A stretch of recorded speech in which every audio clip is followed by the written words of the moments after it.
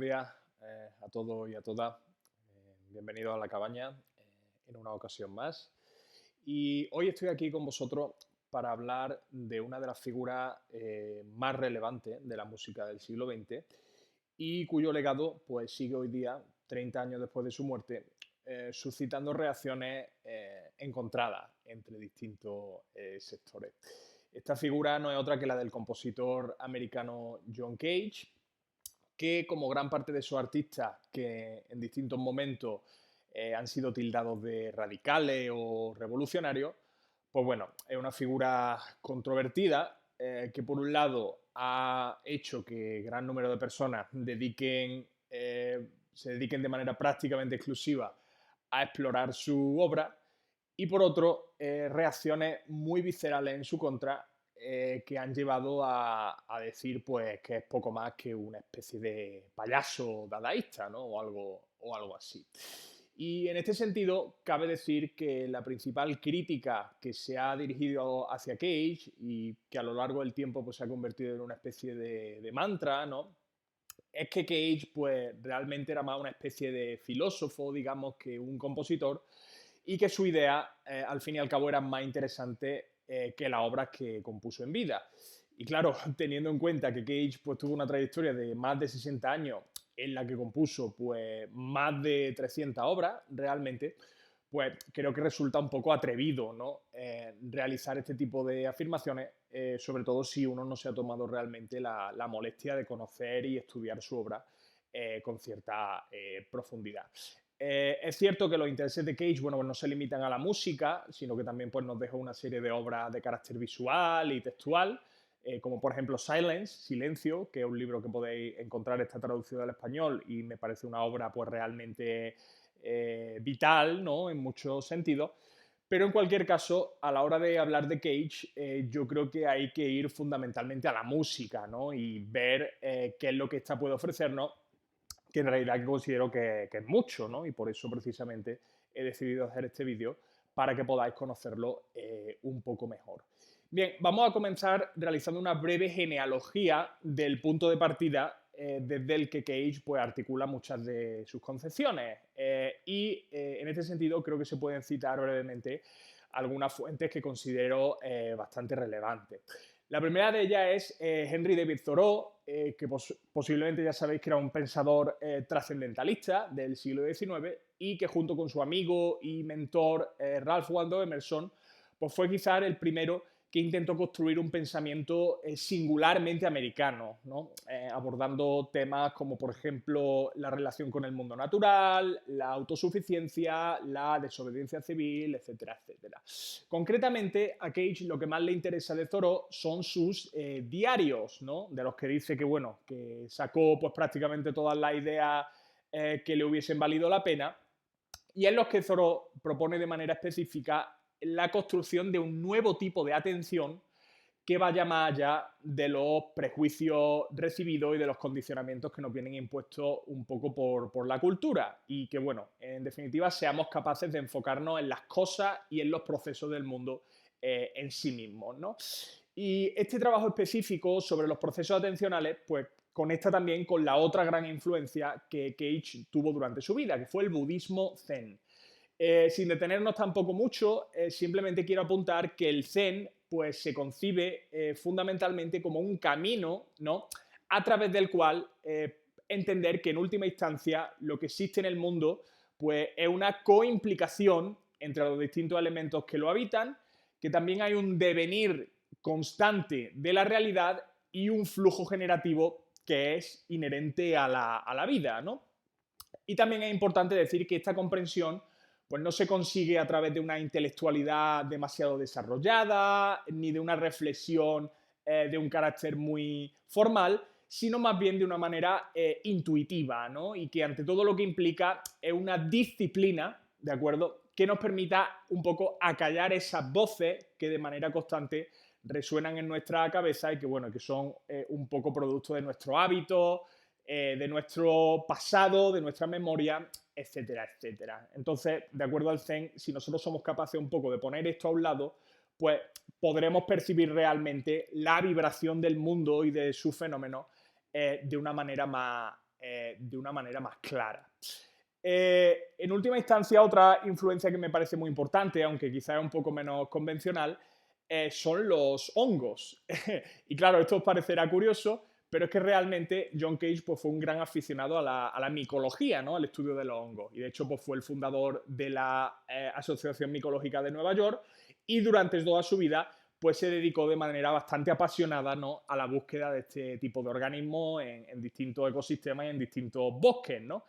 Y es verdad que Cage pues, resistió un poco la tentación de establecer una conexión causal, digamos, entre su música y los hongos, pero sí es cierto que, bueno, que se trató de una atracción muy prominente, ¿no? A lo largo de su trayectoria.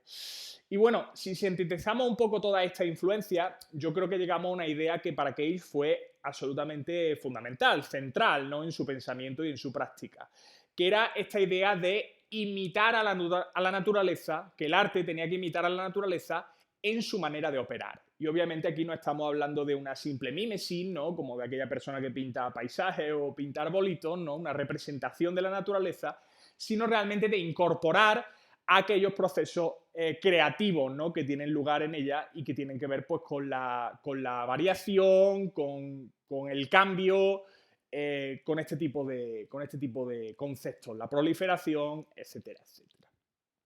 En fin, bueno, establecido un poco este sustrato sobre el que se erigen las concepciones de Cage, vamos a ocuparnos ahora de intentar dilucidar en términos más propiamente musicales qué es lo que hace que la música de Cage haya sido considerada revolucionaria, controvertida y también qué tipo de prolongaciones y objeciones pues, se le han ido planteando a lo largo del tiempo. En primer lugar, algo que ciertamente llama la atención a aquellas personas que se aproximan a la obra de Cage por primera vez es la cierta ausencia que hay en ellas de armonía, ¿no? Es decir, de combinaciones de notas tocadas al mismo tiempo que van creando acordes, relaciones de consonancia, etcétera, etcétera. Y esto es llamativo, especialmente si tenemos en cuenta que, bueno, la mayor parte de obras musicales que uno considere, tanto cultas como populares, bueno, pues en ellas la armonía tiene un papel preponderante, ¿no? Hasta el punto de que, bueno, que puede considerarse incluso se considera un requisito imprescindible para que esa música sea considerada como bella, proporcionada, etcétera, etcétera. Y no es necesariamente que Cage fuese un enemigo de la armonía como tal. A lo que sí se resistía un poco es esta concepción de la armonía como un procedimiento vertical y jerarquizante, ¿no? Que él entendía pues, que era bastante limitante, ¿no? En muchos sentidos. Respecto a esto hay una anécdota bastante curiosa que involucra a Arnold Schoenberg, que es otra figura fundamental de la música del siglo XX y el fundador del serialismo, ¿no? Entonces, en una conversación que tuvieron, pues Schoenberg, al principio de la trayectoria de Cage, pues Schoenberg le dijo claro, que sí que quería dedicarse a aquello de la composición y de escribir música, que tenía que tener una percepción más o menos desarrollada de la armonía, o de lo contrario, pues se iba a dar con una pared, literalmente, ¿no? Y Cage le respondió a esto que, bueno, que en ese caso se daría de cabezazos con esa pared hasta poder derribarla, ¿no? Y cuenta la leyenda que a partir de ese momento Schoenberg pues, le ofreció clases gratis, ¿no? En cualquier caso, vemos que Cage ya desde su inicio pues es una figura un tanto irreverente, ¿no? En el sentido de que, bueno, que no quiere seguir necesariamente el camino trazado, sino que quiere un poco forjar su propia trayectoria a través de una serie de inquietudes y de investigaciones que no coinciden necesariamente con lo que eran las prioridades, el entendimiento de la música en ese periodo concreto, ¿no?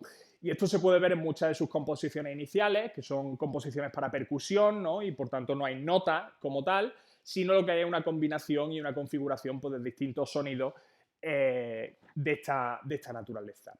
En esta época, Cage también pues, va a empezar a escribir algunos textos muy interesantes. El primero de ellos es El futuro de la música, Credo, que es una charla que él da en 1937, y en la que de manera similar, por ejemplo, a lo que habían reclamado anteriormente los futuristas, por ejemplo, pues expresa la necesidad de ensanchar el concepto que tenemos de música, fundamentalmente a través de la incorporación de elementos que hasta entonces pues, habían sido considerados no musicales y por tanto no aptos para ser incluidos en una composición, ¿no? Los ruidos, fundamentalmente, aquellos ruidos de maquinaria, de de coches, ¿no? Incluso de los que hablaban los futuristas, bueno, pues Cage dice que esta serie de ruidos ambientales, ¿no? Que merece la pena incorporarlo.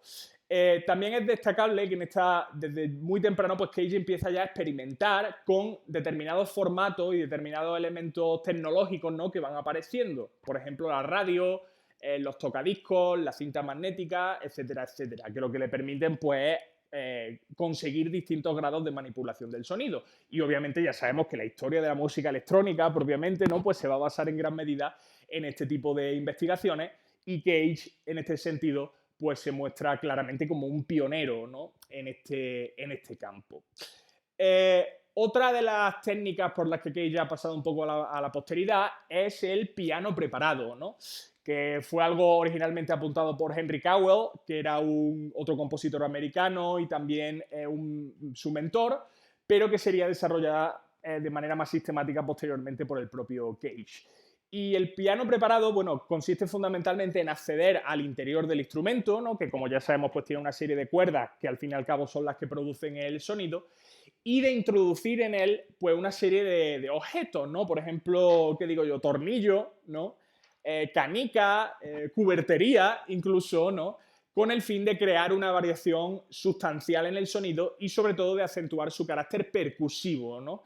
De hecho, se dice que, bueno, que Cage concibió esta técnica originalmente cuando le realizaron un encargo, ¿no? Componer una pieza de percusión para acompañar a una danza, pero en ese preciso momento él no tenía a su disposición elementos de percusión, lo que tenía era un piano realmente, y por tanto le vino la idea de vamos a intentar convertir al piano en un instrumento de percusión, ¿no? Y así es como se origina.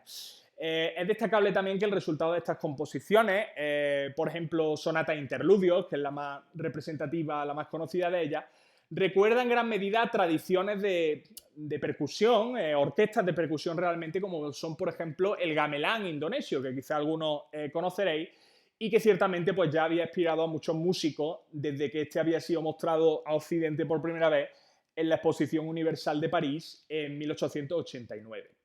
Y bueno, más allá un poco de estos timbres particulares que se consiguen con la preparación del piano, la noción que a mí me parece muy interesante es cómo Cage, a través de esto, rompe un poco de esa noción del instrumento como un objeto sagrado, ¿no? Por tanto, Cage él llega a la conclusión de que para realmente obtener, para extraer sonidos interesantes, sonidos nuevos de este tipo de instrumentos, pues realmente hay que llegar al punto a veces de manipularlos, de destrozarlos prácticamente, ¿no? De ponerlo en una situación totalmente diferente y obligarlo a una configuración material distinta, ¿no?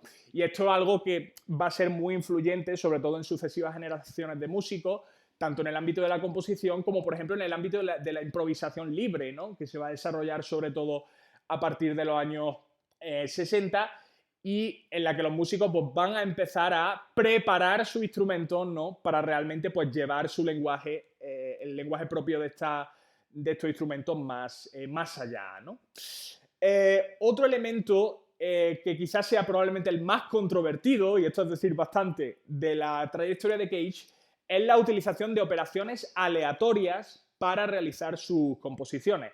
Porque claro, la asunción fundamental que nosotros tenemos es que la composición musical, bueno, es un producto, es un objeto, detrás del que existe un autor, ¿no? Y este autor, a través de su intencionalidad, pues ha ido tomando una serie de decisiones que le llevan a determinar, pues, cómo se articulan una serie de instrumentos y estructuras, ¿no? Notas, ritmos, etcétera, etcétera. Pero aquí Cage va a negar la mayor, ¿no? Y va a decir, no, tomar este tipo de decisiones de esta manera, lo que hace al compositor es tirar un poco de su hábito y de su memoria, ¿no? Y por tanto a lo que lleva en última instancia es una reproducción de los modelos, de las tradiciones y de los gustos heredados, ¿no? Sin que realmente pues, se cree nada nuevo, fundamentalmente.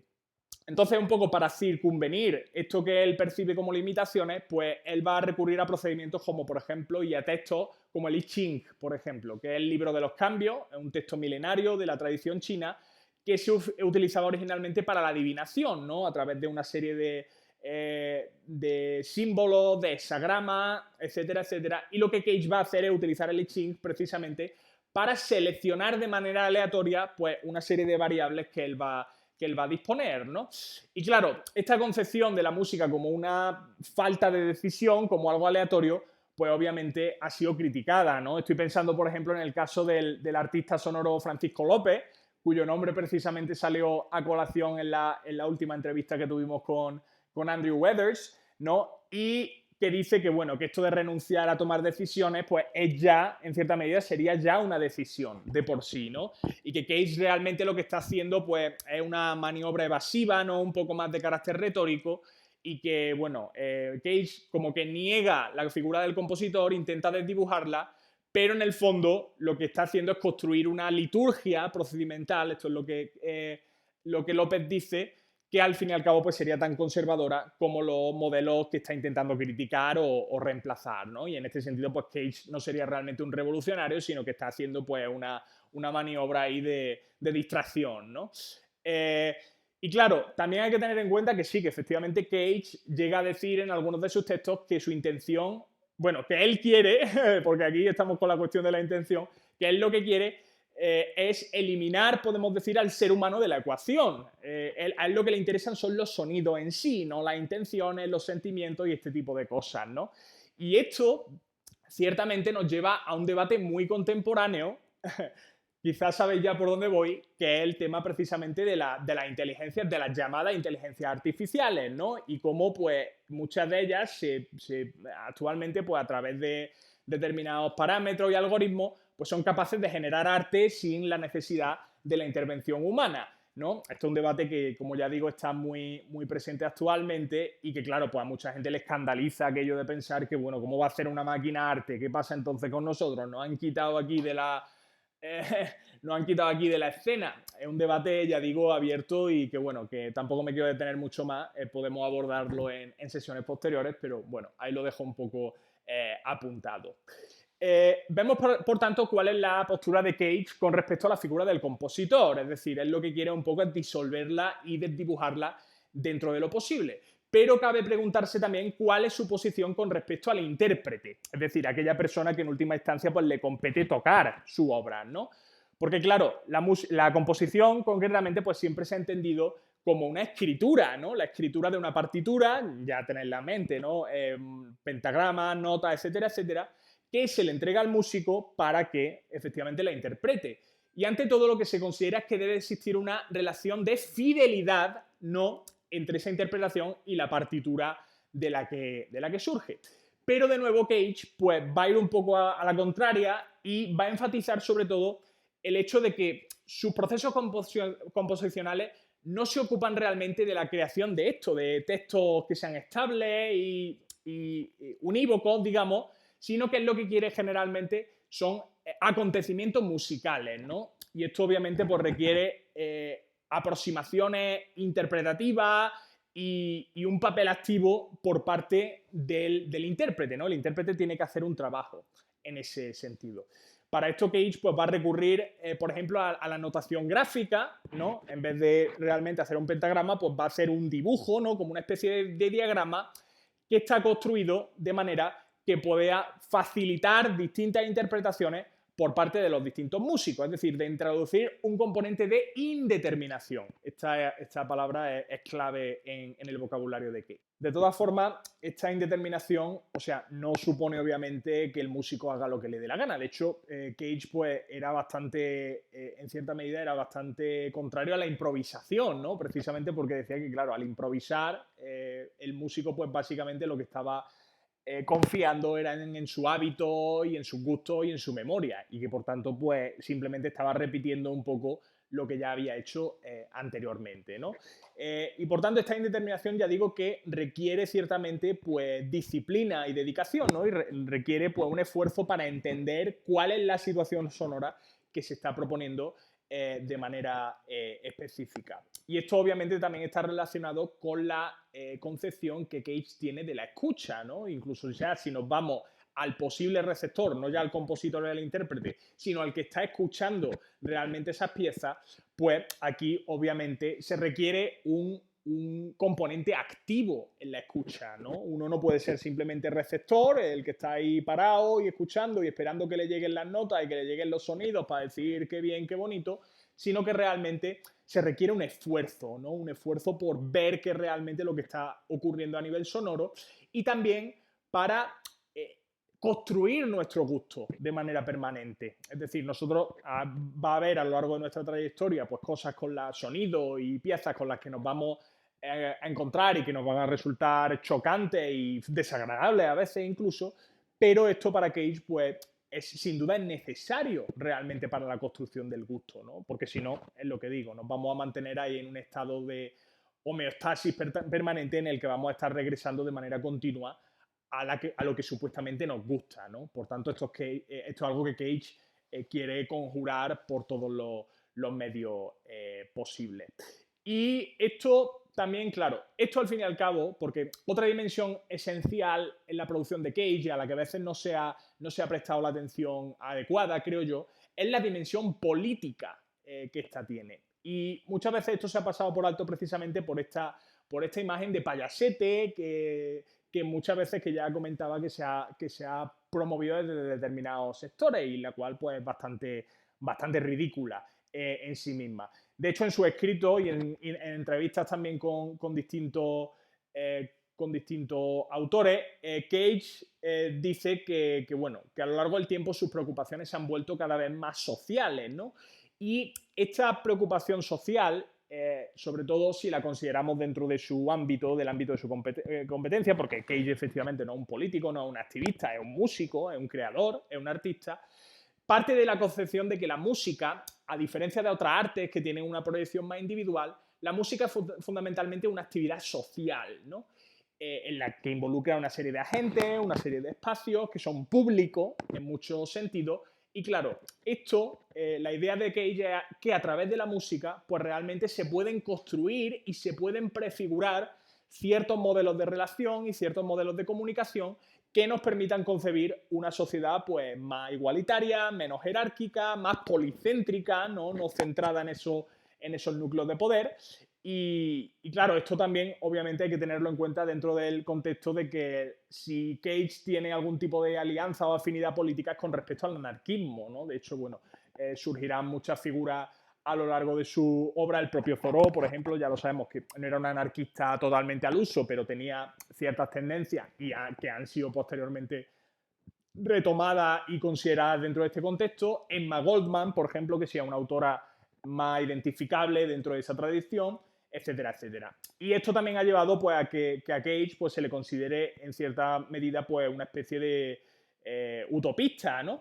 Pero claro, cuando uno realmente presta la atención un poco al tipo de cosas y de prácticas que Cage está proponiendo al fin y al cabo, pues sería una especie de utopista pues muy pragmático realmente, porque él sobre lo que incide fundamentalmente es sobre la importancia que tienen esos pequeños gestos, esos focos de atención a los que hacíamos referencia anteriormente para transformar nuestra percepción del mundo y también, y esto quizás es la manera más adecuada de abordar las problemáticas propias pues, de un mundo y de una realidad que está en constante cambio. Es decir, no adoptar ese enfoque total, digamos, de, bueno, vamos a llevar a cabo una revolución que lo va a cambiar absolutamente todo, sino pues dar esos pequeños pasos y prestar sobre todo atención a esas situaciones sociales y, por supuesto, musicales en este caso.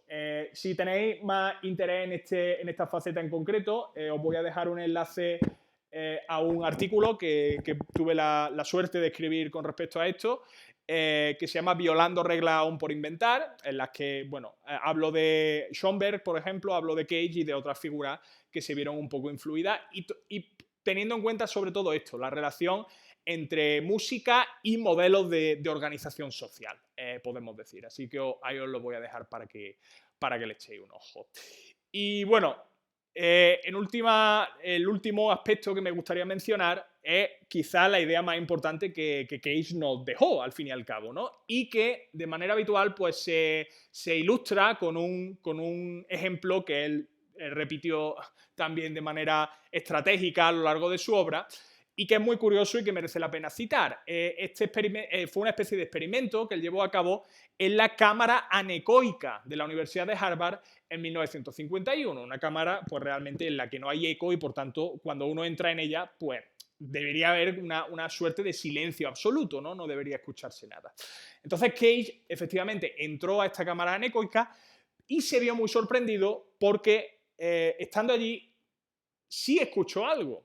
Y lo que escuchó realmente, según explica posteriormente, lo que escuchó fueron dos sonidos. Un sonido más agudo, que realmente pues, se correspondería con la actividad, según lo que él explica, con la actividad de su sistema nervioso, y un sonido más grave que se correspondería con la actividad de su sistema circulatorio. Y esto, al fin y al cabo, este pequeño experimento, a lo que le llevó a la conclusión de que realmente el silencio como tal no existe realmente, solo existe de una manera abstracta, digamos, ya que, bueno, no solo estamos rodeados en todas situaciones cotidianas, estamos rodeados de sonidos de ambiente de manera constante, sino que también nuestros propios cuerpos vivientes pues producen ruido y producen murmullos, ¿no? de manera constante. Y claro, este experimento lo que le va a permitir a Cage, y aquí es donde incidimos un poco sobre la cuestión fundamental, es que aquello que normalmente no había sido considerado merecedor de ser escuchado, aquello que estaba en el fondo, digamos, va a convertirse en la figura, va a convertirse en el objeto de nuestra atención. ¿De acuerdo? Y en este sentido, obviamente, aquí ya llegamos a la composición quizá más célebre y más influyente de John Cage y más controvertida, también volvemos, que es 433. ¿Vale? 433 es una pieza que consta de 3 movimientos en las que el músico, normalmente es originalmente era un pianista, pero bueno, luego se ha adaptado a distintos instrumentos, es una composición en la que el músico realmente no toca ninguna nota. ¿De acuerdo? Hay 3 movimientos en los que el músico pues, va realizando una serie de pausas, ¿de acuerdo? Normalmente en un contexto más o menos formal, en un contexto de actuación musical, se entiende.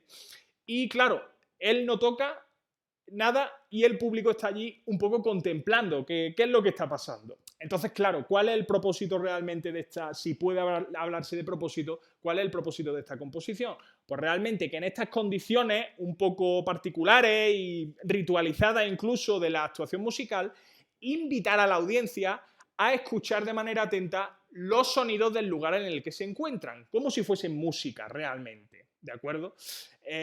Por tanto, ya digo, la atención ya no se enfoca a las notas y a los ritmos y a las cosas que normalmente se solían dar por sentadas, sino que la atención del oyente en ese contexto se pone en los sonidos del ambiente, en los sonidos de lo que está ocurriendo a su alrededor. Y claro, aquí Cage pues incide en el hecho de que para él realmente no existe una diferencia entre los sonidos musicales y ambientales. Los dos son sonidos al fin y al cabo y son igualmente susceptibles de ser trabajados y de ser investigados, ¿no? Y esta noción, pues, hombre, también ha tenido sus críticos, obviamente, porque hay gente que dice, bueno, ¿cómo va a ser música? ¿Cómo va a ser mismo la música y el sonido de ambiente? La música, pues de nuevo, requiere una intencionalidad, requiere una elaboración humana, al fin y al cabo, ¿no? Pero, ya digo, esta concepción va a ser enormemente influyente y va a lanzar, podemos decir, una serie de investigaciones, sobre todo en lo que tiene que ver con el sonido de ambiente, con las grabaciones de campo, con el arte sonoro, pues va a llevar a cabo una exploración muy fértil, que ya digo parte en este momento, porque realmente ya digo que, bueno, si los futuristas habíamos mencionado anteriormente, pero nunca se había producido un momento similar a este, realmente en la historia de la música y del sonido, realmente. En fin, si queremos hacer un poco un cómputo total e identificar una línea común, más bien, que atraviese todas estas aportaciones, pues al fin y al cabo se puede decir que Cage lo que propone ante todo es una ética de la experimentación, ¿no? En la que realmente lo que cuentan no son las ideas y las prácticas y los sentimientos que hemos ido heredando a lo largo del tiempo, ¿no? De nuestros ancestros y de las maneras habituales de hacer las cosas, sino que hay que ir construyendo esa percepción, hay que ir construyendo esa atención de manera constante a través de nuestra involucración pues, sensorial y conceptual con el mundo, ¿no? Y de manera constante evaluar esas posibilidades transformadoras que hay en toda situación. Ya para ir concluyendo de manera definitiva esta exposición, pues quería hablar un poco de cuáles han sido las prolongaciones realmente del legado de Cage a lo largo de la historia. Y en ese sentido os quería presentar aquí un tochete, un libro que es, vuelvo a repetir, es uno de los pocos libros que tengo en casa. Este lo compré hace unos años precisamente para, para escribir el artículo que os he comentado antes. Y se trata de un libro realmente extraordinario. Se llama Beyond the Dream Syndicate, Tony Conrad and the Arts of After Cage, de Brandon Joseph. Es un libro fantástico, desgraciadamente no está disponible en español, pero bueno, si os manejáis un poco con el inglés, es un libro, ya digo, absolutamente formidable, en el que habla de Cage, pero también habla efectivamente de figuras que posteriormente pues, recogieron distintos aspectos de su legado. Entre ellos, de manera destacada, Tony Conrad, que fue un artista muy importante en ese sentido.